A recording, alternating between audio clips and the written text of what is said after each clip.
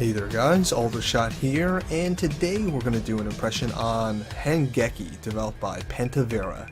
It'll be available on Steam at the regular price of $10, I believe. I'm not completely sure, and the reason for that is because I'm actually playing a press copy. The developer sent me a press copy of the game about a day before its actual release, and because of that I can't actually see Steam's pricing for the game. But it's already released on Desura, and it's $10 there, so I'm gonna assume that's gonna be $10 on Steam as well.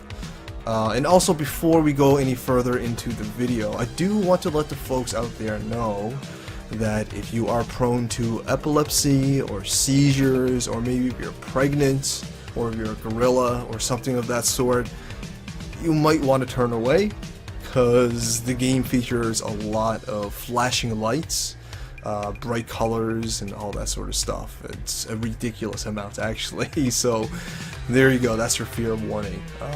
But anyways, what is Hangeki anyways? Think Space Invaders 2, I want to say. It's essentially a classic arcade shoot 'em up, and we'll get more into that when we actually get into the game. Let's actually explore some of the game's features first and foremost. So let's take a look at the extras. We have community, tutorial, and practice. Community for community things, tutorial for tutorial things, and practice for practice things. I don't think I need to explain these tabs to you guys. Then we have credits as well. I do recommend checking out the credits if you do get into Hangeki. It's a bit of an Easter egg. I won't say much more outside of that, but there you go. Let's see, we also have challenges, which is essentially the game, but it throws you into specific situations. Alright, very specific situations, and it challenges the player skills based on that, which is kind of interesting. A little kind of a side thing to help distract the player and add a bit of longevity to the game, which is good. Then we also have missions, which is the main campaign of the game, the meat if you will. So let's get into the game actually. And go into the second level, Supercell. We'll go into the harder levels later. It's a pretty hectic game, and I have to commentate live while I'm playing, so I'm probably going to be pretty bad. So let's not start with one of the harder levels. Now, before we get into our mission, we actually can choose from a variety of different abilities, which we'll do now. You do unlock them as you play through the game. So there is a minor progression system to the game as well. Nothing I would call an RPG, but it's there for you anyways.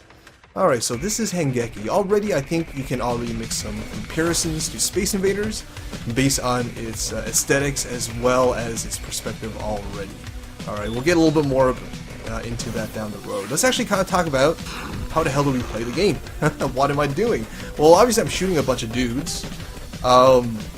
And the funny thing is, I'm not actually pressing any buttons to do that. As far as the basic attacks goes, the blue lasers that you're seeing on the screen, it does it automatically, and I think that's a good idea, because in these kind of games, the player's going to be holding down the shoot button anyway, so why not just free up the player's finger and do it automatically.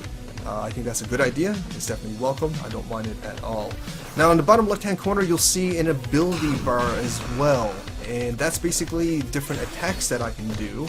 I can activate just like that, and they are on cooldowns, and I also have to unlock them as I play through the game. As I level up, I will get more and more abilities available to me. Now, these abilities are the ones that I selected before the game as well. Okay, but I have to unlock them as I progress through the actual stage. And I have to charge up the attacks as well, not just paying attention to the cooldowns, but I also have to energize it. And in order to energize, I have to collect these yellow coins that falls out of dead enemies, as well as just building up kill streaks as well. Now, the funny thing about the way the abilities kind of charge up is that if I stop shooting enemies, my ability meters actually starts going down. So the game really incentivizes the player to be constantly attacking, to be aggressive as possible all the time, which is kind of interesting. I certainly don't mind that. Now on the very top, you'll see my Hangeki meter. You probably noticed me kind of blowing up the screen every now and then. That's because I'm building up the Hangeki meter. It's basically my special ultimate ability. And I have control of when that charges up. Basically, I charge it up based on my kill streaks and just killing things as fast as possible. So the faster you kill things, the faster you can board wipe and go on to the next screen. And that's what this game's really all about when you break it down. It's really about your runs, about score attacks, about time attacks, about doing the best you can. Okay? It's just one of those games. I think anyone who's played classic arcade shoot-em-ups, or even any arcade classic games, is quite familiar with this concept. I think, you know, people like Billy Myers, or I don't know his name, the guy who's really good at Donkey Kong, he's in that documentary. Billy Mitchell, there you go. I think that's it. I think they're the kind of target audience that this game is kind of aiming towards, as it really does feel like those kind of games. And again, it kind of feels sort of like Space Invaders 2 if it had a proper sequel. Kind of like the way that Pac-Man did with its Championship Edition. Pac-Man had a proper sequel called Championship Edition. It was really, really well designed. It felt like Pac-Man, but evolved. Hangeki kind of feels like that, but for Space Invaders. If Space Invaders had a proper sequel, I think it would take the form of something similar to Hangeki. Now, obviously, it's not exactly like Space Invaders. You know, the enemies aren't coming down to invade Earth like the way in that game it does. But the way the combat's presented and the way the mechanics are designed, it kind of feels very, very kind of Space Invader-ish. So again, if Space Invaders had a proper sequel, I think it would look something like Hangeki. So anyone who's interested in classic arcade shoot-em-ups, or even just classic arcade games itself, I think you should take a look at this game. It brings it back to those kind of days. Alright? Now, as far as graphics is concerned, you know, it's passable. It's not the best looking game I've ever seen, I'll be completely honest. It is pseudo pixel art, I want to say. It kind of looks like pixel art that was done in Photoshop, then cut out and then put into this game as sprites, to put it bluntly. I don't know how you'll take that. I don't actually mean that as a negative way, but that's kind of how it looks like to me. Alright? It's not the best looking game I've ever seen. Okay? I'll be upfront with you guys on that. But at the same time, it's not ugly either. It does a passable job of what it does. Alright? And as far as sound's concerned, the music isn't anything overly memorable or to write home about, but again, just like the aesthetics, it does the job. It is quite flashy, and if anything, the particle effects are actually done really well. It's probably the best aesthetic aspect of this game. But it's not ugly, like I said. It does a passable job. It does the trick. So there you go. That's about as much as I'll say about the aesthetics. Nothing to write home about, but nothing terrible either.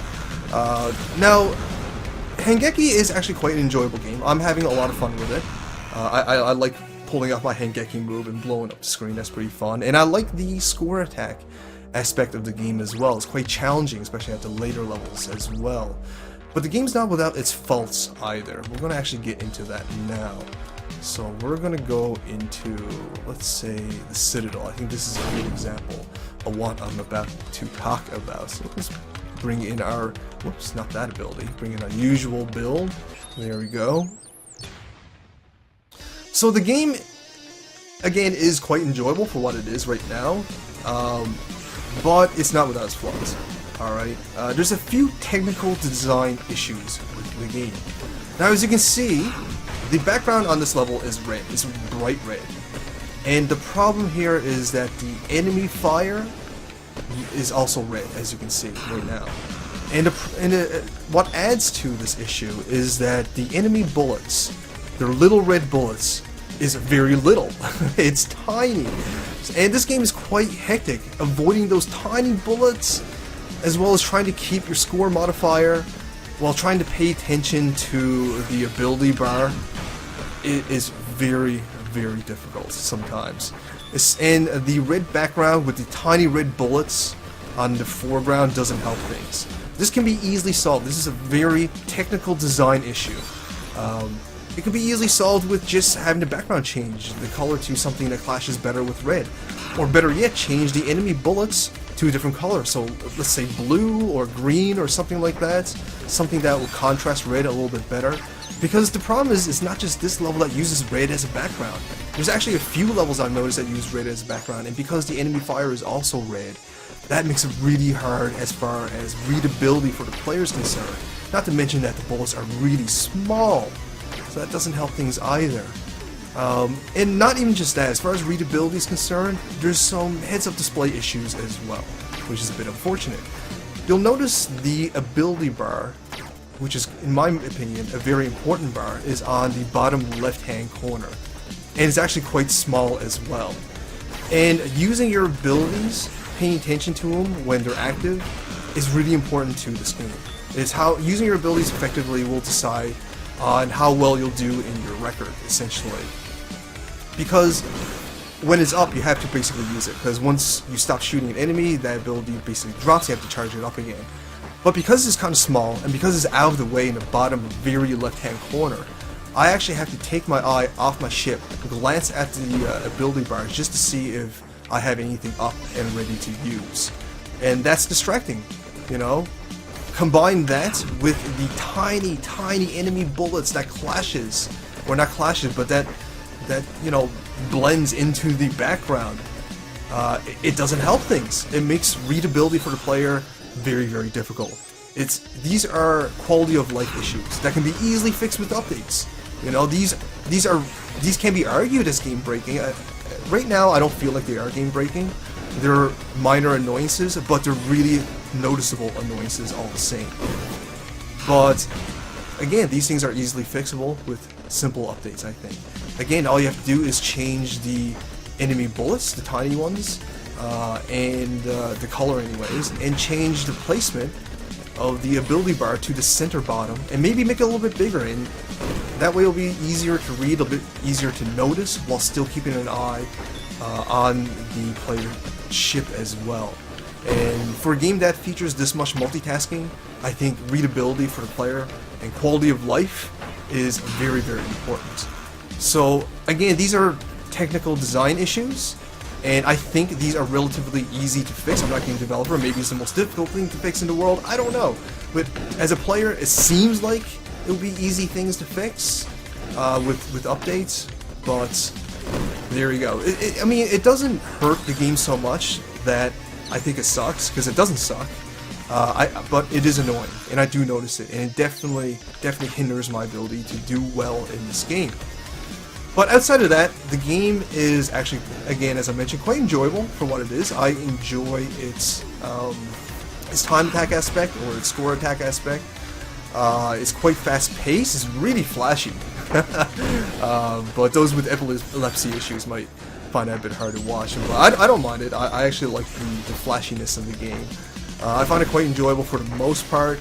Anyone who's into classic arcade shoot-em-ups, I think this is a relatively good investment as far as value is concerned, as the game does present a fair amount of different levels for you to play through, and it does incentivize playing through a lot of the maps over and over again to bring up your record and all that sort of stuff. But for the average gamer who might not have a history with classic arcade shooters, or might not have an interest in classic arcade games overall, then I'm not sure if you'll find the value you're looking for in your $10, assuming that it is $10. I think it is, but there you go. And the reason being is because you are really just doing this over and over again. You're playing through the same kind of content over and over again. There's not a lot of variety to kind of speak of, besides the mixtures of different enemies and scenarios that the game will throw you in. Now, this technically isn't an issue with this game itself. It's really just a part of this genre. Anyone who played classic arcade games, they already know this, as they're quite repetitive themselves, as you are playing through the same content over and over again in, say, Donkey Kong, or even Tetris, or Galactica, or Space Invaders. You know, you're really just playing through the same game over and over again, trying to break your record. So for the target demographic, I don't think this is an issue. And that's why I think you'll get your $10 worth if you're a fan of those games. But again, if you're the layman gamer, you're the average gamer, or you just don't have a history with classic arcade shooters, you might want to do a little bit of research. You might want to see what other people are saying about the game. You might want to take a look at what else this game has to feature outside of what I'm presenting to you guys. and really check in if this game will be worth the $10 that you'll be paying. Alright, so overall, not a terrible game, quite enjoyable for the most part, I think. I think the target demographic will really enjoy Hangeki, there you go, that's how you pronounce it. It's kind of like Space Invaders if it had a sequel. And it doesn't copy Space Invaders, it really does kind of evolve that kind of theme and idea, so that's actually a good thing. A few technical design issues, but I think they're easily resolved if the developers happen to watch this video and take my thoughts into account. But there you go. Hope you guys enjoyed this. Hope you guys found this informative. I just died. That's terrible. But anyways, I'll let you guys go.